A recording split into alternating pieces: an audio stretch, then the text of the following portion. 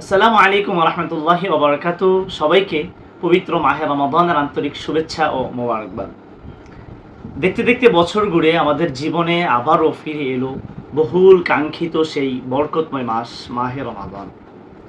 এই মাহে রমাদান শুধুমাত্র ক্ষুধা বা তৃষ্ণার নাম নয়, এটা আত্মশুদ্ধি, তাকওয়া, রাহমত, মাগফিরাত ও নাজাতের মাস। এই মাস আমাদের অন্তরে জাগিয়ে তোলে আত্মসংযম ও আল্লাহ ভীতির চেতনা। আল্লাহ পাক রব্বুল আলামিন কোরআনুল কারীমের মধ্যে ইরশাদ করেছেন, ইয়া আইয়ুহাল্লাযীনা আমানু কুতিবা আলাইকুমুস সিয়াম কামা কুতিবা আলাল্লাযীনা মিন ক্বাবলিকুম লাআল্লাকুম তাত্তাকুন। যার অর্থ, হে মুমিনগণ, তোমাদের ওপর রোজাকে ফরজ করা হয়েছে যেমনই ভাবে ফরজ করা হয়েছিল তোমাদের পূর্ববর্তীদের ওপর, যাতে করে তোমরা মুত্তাকি হতে পারো।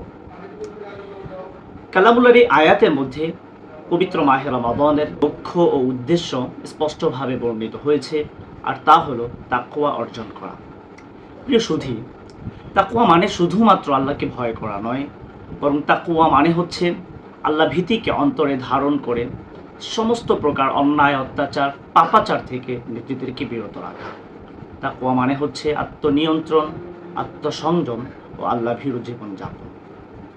মহিমান্বিত এই মাসেই নাজিল হয়েছে মহাগ্রন্থ আল কোরআনুল কারীম। আল্লাহ পাক রব্বুল আলামিন পবিত্র কোরআনুল কারীমের মধ্যে ইরশাদ করে বলেন, শাহরু রমাদানাল্লাযী উনজিলা ফীহিল কুরআন হুদাল লিন-নাস। এই রমজান মাস হচ্ছে সেই মাস যেই মাসে পবিত্র কোরআনুল কারীমকে গোটা মানব জাতির জন্য হেদায়েত স্বরূপ নাজিল করা হয়েছে। অতএব এই রমজান মাস আমাদেরকে আহ্বান জানায় পবিত্র কোরআনের সাথে গভীর সম্পর্ক গড়ে তুলতে। আল্লাহর হাবিব সাল্লাল্লাহু আলাইহি ওয়াসাল্লাম মাহে রমাদানের ফজিলত সম্পর্কে বর্ণনা করতে গিয়ে বলেন, মান সামা রমাদান ঈমানান ওয়া ইহতিসাবান গুফিরা লাহু মা তাকদ্দামা মিন যামবিহি, রাওয়াহু ফিল বুখারী ওয়া মুসলিম। যে ব্যক্তি ঈমানের সাথে সওয়াবের আশায় মাহে রমাদানের রোজা রাখবে, তার পূর্বের সমস্ত গুনাহ খাতা মাফ করে দেওয়া হবে। সুবহানাল্লাহ। আচ্ছা, একবার ভেবে দেখুন তো, যদি কোনো শিক্ষার্থী সারা বছর পরীক্ষার জন্য যথাযথ প্রস্তুতি গ্রহণ করতে পারল না, কিন্তু সে পরীক্ষার আগের দিন আন্তরিকভাবে প্রচেষ্টার ফলে খুব ভালো একটা রেজাল্ট দাঁড় করালো, বিষয়টা কতটা আনন্দের।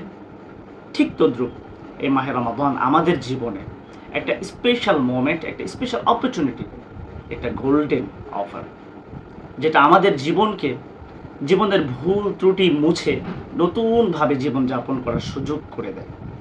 তাই আসুন আমরা এই মাহে রমাদানকে কাজে লাগাই, রমাদানের প্রত্যেকটা রোজা যথাযথভাবে আদায় করার চেষ্টা করি, বেশি বেশি করে কোরআনুল কারীম তেলাওয়াত করি, মিথ্যা, গীবত, অন্যায় এবং সকল প্রকার হারাম কাজ থেকে নিজেদেরকে বিরত রাখি। পরিশেষে আবারও সবাইকে মাহে রমাদানের আন্তরিক শুভেচ্ছা। এই মাহে রমাদান হোক আমাদের জীবনের পরিবর্তনের সূচনা। আসসালামু আলাইকুম ওয়া রাহমাতুল্লাহি ওয়া বারাকাতুহু।